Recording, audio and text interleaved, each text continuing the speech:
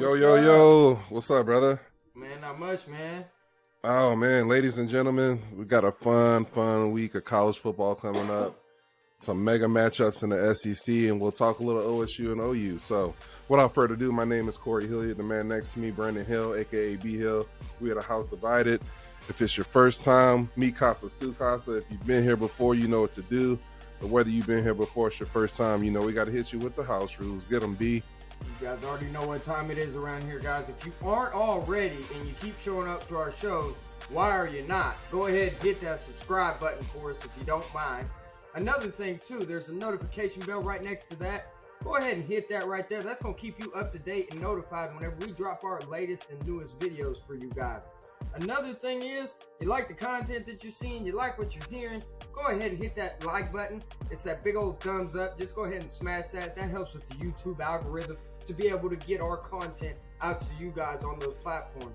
Another thing as well, this is the best thing for us right here, guys. We want to hear from you guys out there. We want to know what you think about the show. You think it's crap? You don't think it's good at all? You think we should just get off of YouTube? Just let us know. Give us comments, anything. We really don't care. So we just want to hear from all you guys out there. And before we hop into this, Corey, we got our college football Week 9 matchups, my man. It is a hot one. This is the first week after they released the college football rankings. And I must say, it's just like it is every year. And I mean, technically it should be that way because the SEC is the most dominant conference. But man, my guy, they literally just loaded the SEC like way up. I mean, I was looking at the matchups this week, and one of the matchups that we're going to talk about tonight is Alabama at LSU. LSU's number 10. Where did that come from? Where did that come from? Man, out of nowhere. I mean, you want to talk about coming out of left field, big dog? That's way out of left field. I swear, just not too long ago, they got blown out by Tennessee, and they was like 23 in the AP poll. And now they're sitting at number 10 in the college football rankings. I'm like, my gosh. That's all I wanted to touch on before we hop into these games, though. I just thought that was absolutely crazy. But to start it off, of course, you know we got to talk about the number one matchup this weekend. It's the number one team. This one, I believe that the College Football Playoff Committee got right. Because when you look at the schedule and you're comparing them to a Georgia at number 3, did they get slided a little bit? I say no, because here's the reason. Yes, they are the defending national champs. Yes, they have dominated every single opponent that they played this year, Corey. But man, they haven't played a ranked opponent since Oregon in week 1. Not one ranked opponent on their schedule since Oregon in week 1. So, you're coming in here. One thing they do have on their side, they're at home. You know what I'm saying? They're playing them in Athens. That's always a scary place to go into no matter who you are. However, Tennessee is that type of team this year. I just don't think that they're going to be fazed by this. I absolutely think Kirby Smart is not able to sleep through these nights waiting up into the anticipation of this game. Because, I mean, let's just face it, let's be honest. They have not faced a team anywhere near a Tennessee Volunteer level. They just haven't. And when you look on it on the other side, Tennessee's played all the top-ranked teams in the SEC already. And they've beaten them. They beat Alabama. You know what I'm saying? Granted, it took a lucky little missed field goal. Oh, that's... I rest my case to each his own. But for them to come in here as the number one team, Corey, and I want to get your take on this, -9, my guy. That's what Vegas has this line at for Georgia. Against the number one team in the nation. Yeah. What's your takes on this? What you got? Bro, it's a Fugazi line to me. If anybody don't know what Fugazi means, fake. I don't get it. And I have to correct you on one small thing that you said. You said that they've blown out every opponent. Speaking of Georgia, my man, they were down 10 at Missouri. Okay, that's the one. Okay, you're right. Yeah, they were down 10 at Missouri halfway through the fourth quarter. The score of that game was 26-22. They only won by 4. That Kent State game, everybody remembers that one, 39-22. That score is a lot closer than what it shows. Georgia's shown themselves to be very, very vulnerable. And then you look at what Tennessee's done. They just blew out Kentucky. which is a ranked opponent. They beat Alabama, ranked opponent. They blew the doors off at LSU in Death Valley, 40-13. That wasn't even a game. Okay. They beat a ranked Florida team at the time. And I'm looking at their full schedule. You're completely right on that part. Tennessee's had the much tougher road. I don't see how this game's at 9 points in favor of Georgia. When Georgia hadn't beat anybody, they almost lost to Missouri. Okay. And Tennessee's ran through multiple ranked teams and blown some of them out. So unless I'm missing something, I don't understand. Your guess would be better than mine. It's got to be that they're playing in Georgia, for one. Right. And then they're the defending national champs. College football is a sport of recency biasm. They're all biased about the recent teams that have done things in the past, which, to each his own, because at the end of the day, Georgia is still 8-0. And in college football nowadays, it's about winning and advancing and surviving on to the next week. Right. However, all this being said, -9 Georgia, I'm taking Tennessee winning this thing outright. They're going to go up in there to Athens. I picked against Tennessee like twice already this year, and it's come back and it's literally bit me in my butt. So I'm going to pick Tennessee in this one. And I think Malik Hooker is going to have a big day. I think he's going to even further solidify his Heisman Trophy candidacy. Because if I'm not mistaken, C.J. Stroud's been a little shaky. He's still there, but he's been a little shaky over there in Ohio State. They haven't been as convincing wins as what Tennessee has had. Plus, that's just coupled with the fact that he is playing in the SEC, and he's absolutely dominating in the SEC. I mean, the best conference, one of the best players in that conference, so why not give the guy the Heisman at this point? But, yeah, I got Tennessee rolling up in there. They're going to cover this with ease. They're going to outright win it, my man. So, what do you got? I got the same exact thing. I got them winning outright. I just think that they're more the complete team. They've shown this year so far to be more on offense, more dominant. Now, the thing with Georgia is they got that tight end, Bowers, who's an absolute animal. Ooh, so they're going to put up points. I don't think it's by no means will it be a thrashing or, they're not going to win by like 14 or anything like that. I can see Tennessee winning by 6 points or like 3 points, but I still got them winning. I think they have the more complete offense. And I just think that this is their time.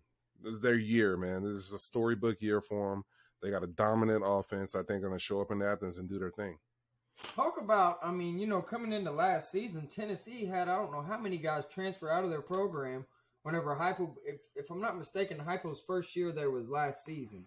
If I'm not mistaken, I could be wrong. They were 7-6 last year, and they lost to Purdue in their bowl game. And everybody left. You know what I'm saying? They were all gone. They transferred out. They went other places. Now look at there's a mass exodus. Like dudes was like, this ain't it. This ain't what it is. Hey, I'm out of here. I'm saying this for a reason, Corey. I see a future for my team here. You know what I'm saying? No, I know what you're setting up. Kind of going through the same thing right now. You know what I'm saying? We had a mass exodus of players. Our coach left us. It was a little different circumstances because Tennessee was just absolute dog crap. So they had to fire their coach and change the culture anyways. But excellent hire, and I'm so happy to see my guy Heupel. I like Heupel. He was literally the last quarterback that won me a national title, so I got to have some love for my boy Heupel. And I just think he's over there. He's doing some special things in the SEC, and he's putting his stamp on that program. And it's absolutely crazy to see because they always say that recruiting is what wins the game, right? Corey, Tennessee's been recruiting in like the 20 to 30 range the last 2-3 seasons. Yeah. So not only has he recruited those players, but he's developing those players. He's built a culture too. He's built a great culture. So we're going to see, and it absolutely has helped too that they got the 5th-year senior in Hendon Hooker because that guy right there is an absolute baller. Oh, you can tell he's mature. He's not your average college football player. I would love to have him on my football team. I would take Hendon Hooker tomorrow, but it is what it is. You got anything else in this game before we jump into our next one? Nope. All right then, man. On this next one, it's the second best game, and of course it's in the SEC. This is an SEC week this week. If you're tuning in to watch college football, it's going to be an SEC. It's going to be all the big games. You got Alabama. They're rolling up in there to Death Valley at night. It's a 6 p.m. game on ESPN, Corey. Night game, Death Valley. You know what I'm saying? This is kind of one of those that could be a recipe for disaster for Alabama. LSU on a little winning streak here as of late. You know what I'm saying? But it's another one of those things that's that recency bias. But, I mean, they did blow out Ole Miss 45-20 in their last game. So, maybe beating the number 7 team in the nation the way that they did was a reason why they got that bump up in the ranking. That's the only thing I can think of. Or maybe Ole Miss was just a little overrated at the time. Who knows? We'll find out. But the rubber is going to meet the road this weekend in Death Valley with the Alabama Crimson Tide and the LSU Tigers. And if I'm not mistaken, LSU Tigers are first place in the SEC West right now, Corey. Are they really? Did you know? Did not know that. They've only lost one conference game so far this year, Corey. Them and Alabama are tied for first in the West. So basically, this weekend, you're going to have Tennessee and Georgia battling it out for who's going to win the East. Okay? And then you're going to have Alabama and LSU battling out for who's going to win the West to be able who's going to represent the SEC in the conference championship game. So 2 big matchups right there to keep your eye on for SEC powerism and everything else. I've got to roll with Alabama in this game, Corey. It's minus 13 on the spread, which I think is absolutely crazy because you are in Death Valley. They're a road team. You rarely see that on highly ranked games, that the road team gets that high of a spread. But I got Alabama winning this, and I got Alabama covering that spread as well, Corey. I think they're going to cover it. I think they'll beat LSU by a couple touchdowns and just kind of show you that the top of the SEC is Tennessee, Georgia, Bama right now. Those are your 3 powerhouses in the SEC. What's your take on this? I got LSU winning outright. I see it differently. I like it. Last year's game was a 14-6 victory for Alabama, and that was in Tuscaloosa, and LSU was not very good last year. And correct me if I'm wrong, Alabama played in the national championship and won the SEC championship last year. They did. So LSU's bringing a lot of those guys back. They know how to play Alabama. That place, Death Valley at night is a special thing. We talked about it, but it gets even more special, Death Valley at night, when it's Alabama and Nick Saban coming to town. You can throw the records out on this one, even though both teams have a good record. The atmosphere is going to be absolutely stupid. It's not going to make sense to some of these Alabama players how loud it's going to be. And they call it Death Valley because that's where dreams go to die. And I think Alabama's dream of winning a national championship this year will officially die there Saturday night. You talk about the quarterback for LSU, Jaden Daniels. Yeah. Nick Saban's defenses down there in Alabama struggle with running quarterbacks. He's mobile. All right. He can get outside the pocket. Every game he's improved in the passing game. They get the ball out quick. They do a lot of quick screens, slants, stuff like that plays to his game. And then once you start biting up on those short passing game stuff, the bubbles and all of that, they'll hit you deep. And they got playmakers out at receiver. So I like LSU a lot. I got them winning outright. I could see them winning by 3 or 4 points. And I think Alabama's reign as the defending SEC champions will come to an end, my man. Okay. I like that. I mean, it's a good pick. I have Alabama as my SEC champion. I have to pick them. They lose this game, that's dang near going to put them out of the – you know what I'm saying? That gets you a head-to-head tie with LSU and all that. It's just not going to work out for them. So that's essentially a 2-game lead, whoever wins this game. And I believe there's only 3 conference games after this. So whoever does that. So you got to win this game if you're Alabama, if you want to repeat as SEC champions and everything else. So we'll see. We'll see. I could be wrong and I could be eating some crow, but I don't think I'm going to. I think Alabama's going to go up in there and handle their business. All right, let's hop over here. These ain't like your highly anticipated matchups or anything, but you're an OSU guy. I'm an OU guy. We have to talk about our schools. We have to rep our state. Oklahoma State is traveling to Lawrence this weekend, and they're going to be taking on the Kansas Jayhawks, my guy. I got to ask this because this is going to kind of waver my pick one way or another. Have you heard anything about Spencer Sanders, his health? Is he playing? Is he out? No, Gundy's kept that thing as about as tight as you can keep it. I think he's got guys signing NDA non-disclosure agreements over there about the injury reports, man. Nobody's saying nothing. You can't get a word out of nobody. Honestly, I don't think Spencer's probably not going to play if I had to guess right. Now I'll give this to Spencer. He is one of the most competitive people.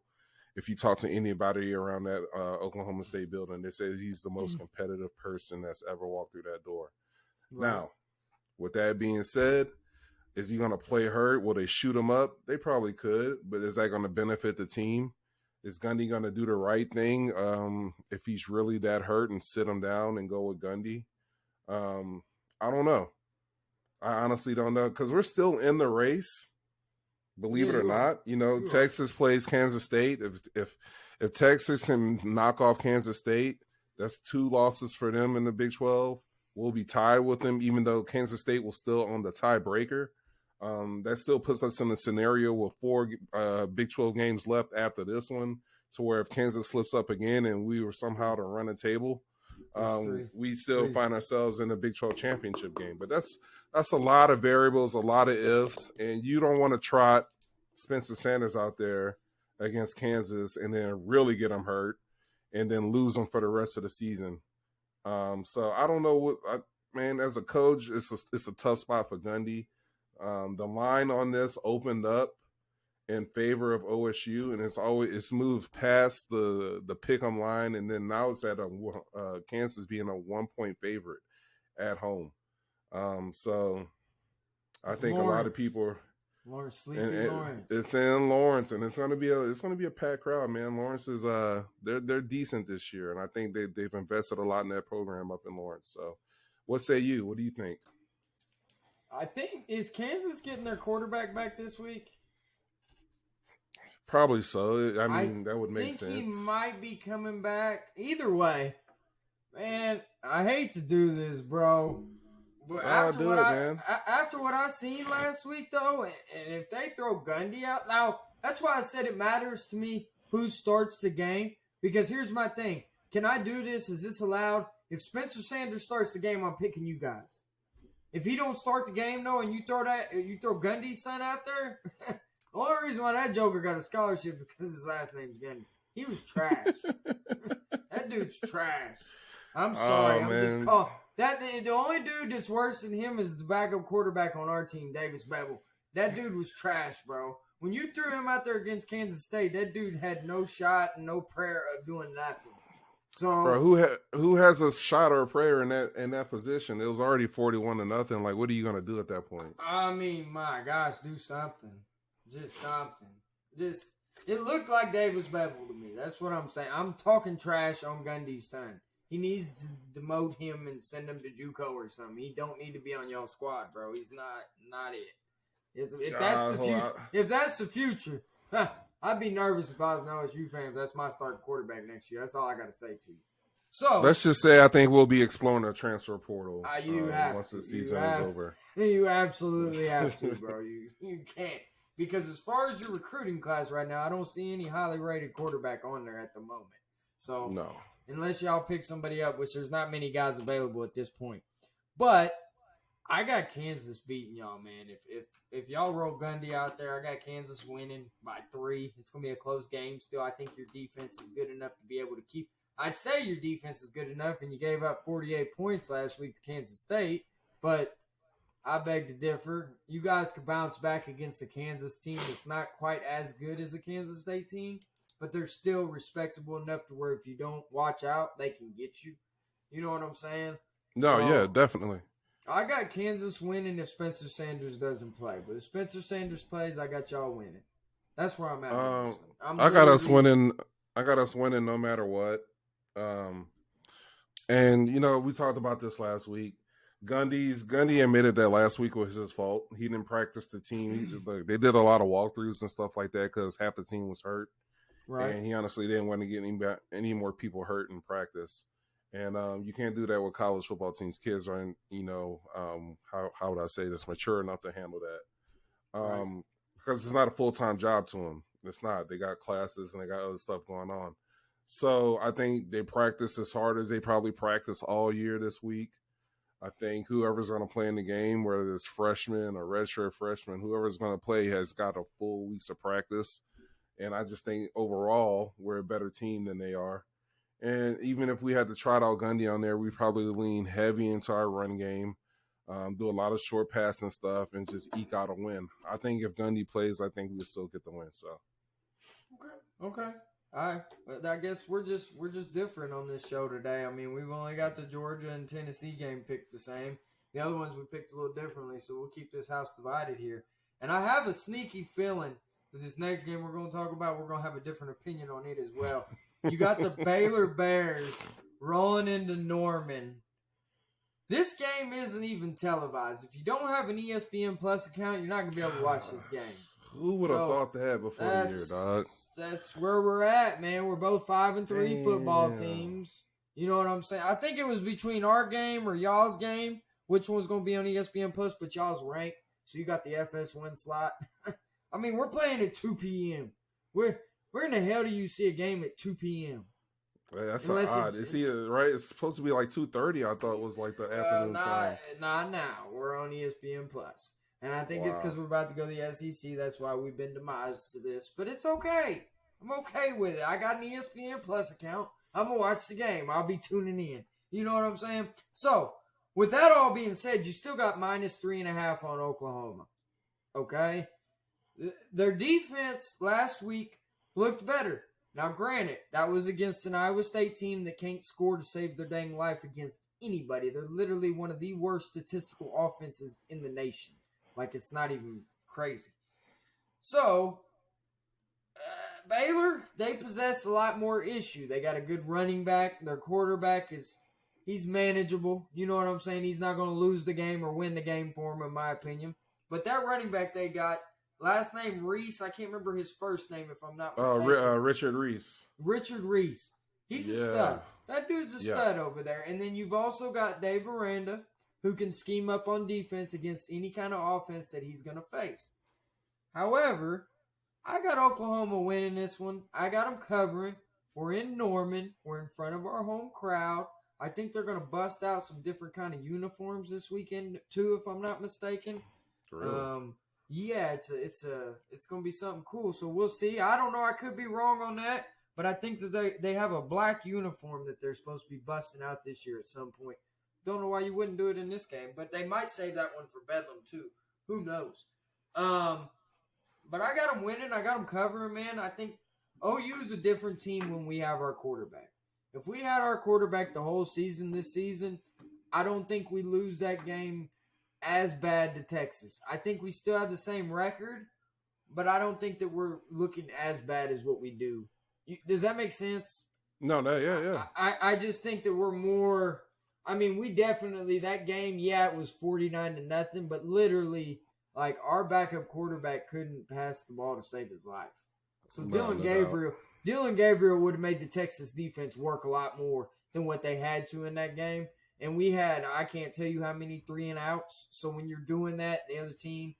So I say all that to say we're going to beat Baylor. I got OU. I've said it already if I'm not mistaken. I got OU winning out this season, man. Call me crazy. That's fine. We got Baylor. We got West Virginia, Oklahoma State, and Texas Tech. All those games. Texas Tech and West Virginia are on the road. Baylor and Oklahoma State, the two toughest teams out of those four, are both here in Norman. I like my chances. I'm going to roll with it. OU covers. Wins by at least 7 in this game. What you got? I'm still undecided on this. I'm going to talk my way through this, and I'm going to give my answers. I'm going to try to keep this short. I'm looking at y'all's last 5 games. You're giving up 41, 55, 49, 42 at home to Kansas. And then, last week you kept them to 13. But like you said, it was the worst offense in the Big 12. One of the worst offenses in the whole entire country. So 4 out of your last 5 games, you've given up 42, 49, 55, 41.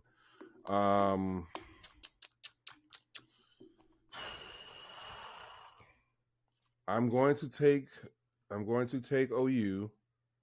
God, I can't believe I'm saying this. I'm gonna... I can't either.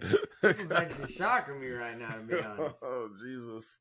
Go for it. I'm going to take OU because you guys do have your quarterback, but I still don't trust your defense. That's fair. But I don't, honestly, Baylor's not been what I thought Baylor was going to be this year. Baylor's dropped the game to West Virginia. Obviously, they lost to us at home. The one to be. They're just not the same team that, you know, they're not your traditional Big 12 champion. Like they should have been playing better. They should have been more of a threat. They should have been in a conversation more. They're not even conversation of like threatening to get to the Big 12 championship game. They lost. You know what I mean? They lost some pieces from last year. Yeah. So I think you guys, you're on a roll. You beat Kansas. You beat Iowa State. You're at home. You guys kind of took the monkey off your back a little bit. Nobody's really expecting too much from y'all, so now y'all get to play freer. I think you guys are just in a good spot. You're in a way better spot than Baylor is right now. So I'm going to take you guys to win by 6 at home. I can see 38 to 30, 34 to 30, 34-28, something like that. Okay, I like that. It's not a bad pick, man. Good pick. Smart man. Picking the right team this weekend. We're going to keep this train rolling. Hey, if my Sooners can finish off this season in Big 12 regular play at 9-3, I'm going to take that, my guy. I will take it with a smile on my face. I'll take my little Alamo Bowl berth or whatever they want to put us in, and I will roll with that happily. I promise you. I would too if I were y'all. Y'all remember where y'all were about 3 weeks ago? Oh, yeah. The sky was falling. It was a tornado, a hurricane. You think every worst natural disaster known to man.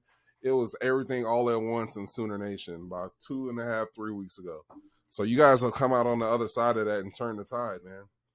I would take 9-3. Y'all were 0-3 in the Big 12. We were a little... Yeah, 0-3. Y'all were 0-3 in the Big 12. If I'm not mistaken, I mean, some other teams lose. I mean, if we could finish 3rd or 4th in the Big 12 after literally losing our first 3 games, some credit's got to be due there. I mean, at this point in the season, when you're at this point, you really don't have nothing to play for. You're really playing for recruits. You're trying to show those recruits that we're not going to back down. Come here. We're missing just you. If you come here, you're going to be that missing piece. You're the missing piece. Put us over that top. So that's how you keep the 4 and the 5. And OU's got the number 7 ranked recruiting class right now, Corey. And there's plenty of 4 and 5 stars still left, and they're still in the boat for them. So I'm just saying, this is why I've said also, I'm pretty sure I've been speaking the same tone all season. I'm not going to judge Brent Venables in his first season. He deserves more than that. He deserves a lot more respect than that. And I'm just going to give that to him. And he's not going to get judged by me in the first season. It's just not going to happen. So let him get his players. I might not even judge the guy next year. You know what I'm saying? But I expect a step up from where we're at this season. Don't you dare go in there and lose 3 straight Big 12 games to open the season. No, that better not happen. You see what I'm saying? So we'll roll from there. But I like where we're headed. We can only keep getting better and keep improving. But I like what you said too. The guys are playing a lot more free right now. It's a lot easier whenever you're just nobody's expecting you to win. Nobody's expecting you to lose. You're just kind of going out there. We're going to play hard. We're going to strap it up, and we're going to play this game that we love. And we're going to try to get better each and every week. Because I say this, I've said it at the beginning of the season. You're never the same team in the beginning of the year whenever November and beginning of December hits, whenever conference play. You know what I'm saying, for the championship. Those teams that are on there at the end that keep improving, that can catapult you into next season. Oh, yeah, so no doubt. Keep winning, keep rolling, and move forward, and we'll go from there. I hope next season comes around, I hope we don't get ranked in the top 10. I hope they humble us and put us at like 22 or 23. I really do. Because every time OU gets ranked really high in the preseason, they flop. Whenever they're lower and they're kind of slept on and nobody's talking about them, that's whenever we come around and the Sooner magic starts to show out. When's the last time y'all been ranked low? When's the last time OU's been ranked low? Like to start the season. Y'all start the season top 5 every damn year, B. Not every year. No. Every damn year. No, it's been top 10. Top 10. Okay, top 10. Around like the 6 to 7 range. That's still good. You start every year in the top 10, dog. Come on. Well, damn it. We win 11 games damn near every year, too. So what you saying? This is something different for me this year. I'm trying to humble myself here, my guy. You know what I'm saying? Like, my gosh. I can't remember the last time y'all started off the season ranked like number 17 or like number 21 or number 14 or some shit, stuff like that. 2015. That was the last time. It was Baker Mayfield's first year, and he kind of came. Oh yeah, that's right. And we wasn't that highly ranked. We was like number 15 in the first college football playoff ranking. So. That was the year, right? And when we got smacked by Clemson. But, you know. What was that, 7 years ago? 7 years ago? We ain't talking about it no more. That's all I'm going to say on the all right. You know what I'm saying? You got anything else on this Baylor-Oklahoma game before we hop into this last little segment we got? No, that's it. All right, man. This is kind of like they did their first college football playoff rankings. Those players are starting to kind of separate themselves in the Heisman Trophy candidacy. Who's your 3 guys? If you had to pick 3 guys right now, the ceremony's next weekend. Who are you sending to New York right now, Corey? Who you got? Man, for sure, Hendon Hooker. I would go ahead and throw C.J. Stroud in there for sure. To me, those two are about neck and neck as far as it goes for getting in. And honestly, B, I just don't want to throw a name out there. I don't really have a third solid spot. Right. If I'm just being honest, I don't want to just say a name just to say a name if I don't really believe in it. But I don't have anybody else. Okay. I really don't. I got the same 2. The Hooker. I got Hendon Hooker. I got C.J. Stroud as well. The third guy I got, though, just because I picked him in my preseason to be my Heisman Trophy winner, he's at least got to make it to New York. I got Caleb Williams. He's been putting up numbers over there in Southern California. You know what I'm saying? He's one of those big name guys. I think those will be the 3 guys. You're gonna have quarterbacks. It's quarterback award to lose really any year. I mean, it's hard for receivers or for running backs to get it. Not saying that they don't, because it has happened, but more typically than not, when you have dominant quarterbacks, especially at the stature of a Hendon Hooker and a C.J. Stroud, which I'll be honest. I didn't know who Hendon Hooker was before this season. A lot of people didn't, bro. I mean, I didn't, you know what I mean? He wasn't one of those guys that I had on my radar. I'd like to go back and see if there was any way we could look it up or something.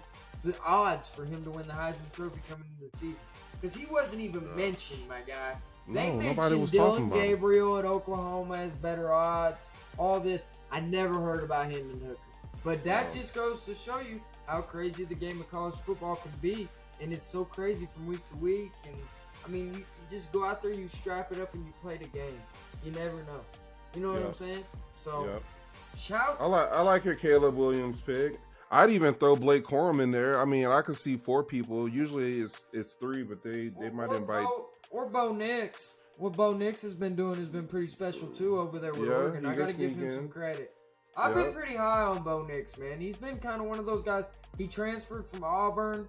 I see why he did now. Auburn's absolute trash, and he took his talents over there to Oregon. You know what I'm saying? You got the first-year coach Lannings over there.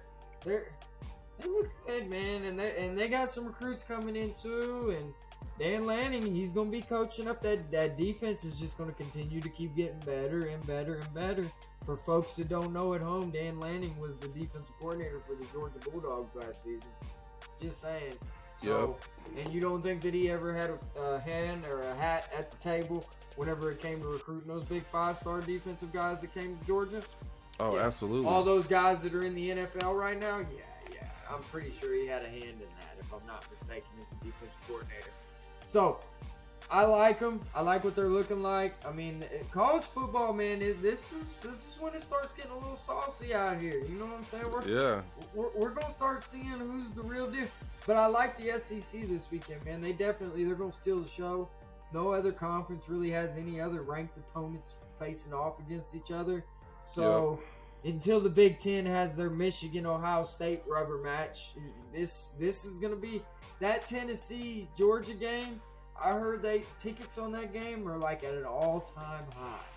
Like to get a seat in that game, I think you got to pay like $1,000 for nosebleeds if I'm not mistaken. It's something ridiculous.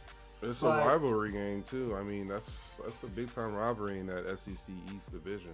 It wouldn't surprise me if Georgia wins, but I gotta pick Tennessee just because they've been freaking dogging me all year for not picking them. So I'm gonna roll with them this week. You know what I'm saying? But I think the Georgia Bulldogs might buy it a little bit, though, because I think that they might be a little disrespected for that number 3 ranking that they got.